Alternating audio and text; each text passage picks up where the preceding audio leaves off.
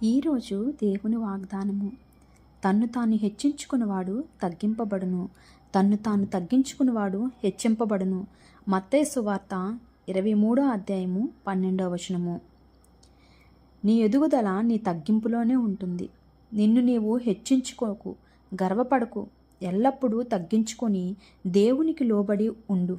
ఆయనే నిన్ను గొప్పగా దీవిస్తాడు. బాప్తిస్మిచ్చు యోహాన్ని మనము చూసుకుంటే ఆయన తను చాలా తగ్గించుకున్నాడు.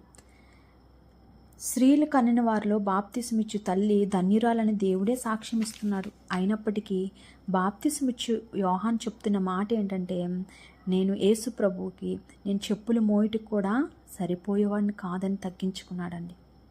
దావీదు మహారాజు కోసం దేవుడే సాక్ష్యం ఇస్తున్నాడు, ఈయన నా హృదయానుసారుడని. అయినప్పటికీ దావీదు మహారాజు తను దేవుడికిచ్చే ప్రార్థన విషయంలోని తను తగ్గించుకొని దేవుని చిత్తానుసారంగా రోజుకు 3 సార్లు ప్రార్థన చేశాడు.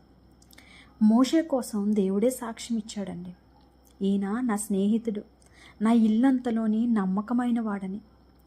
అటువంటి మోషేకి దేవుడు ఎన్ని అధికారాలు ఇచ్చినా, ఆ మోషే ద్వారా ఎన్ని కార్యాలు దేవుడు జరిగించినప్పటికీ మోషే తను తగ్గించుకొని దేవుడిచ్చిన అధికారాన్ని బట్టి గర్వపడలేదు, కానీ ఆ అధికారాన్ని బట్టి తగ్గించుకొని దేవుడి నామంలోని ఎంతగానో ఎన్నో కార్యాలు జరిగించాడండి. అలాంటిది మనం ఏ పాటి వారమండి? మనం ఇంకా తగ్గించుకొని జీవించాలి. అటువంటి ధన్యత దేవుడు మనకు అనుగ్రహించునుగాక. ఆమేన్.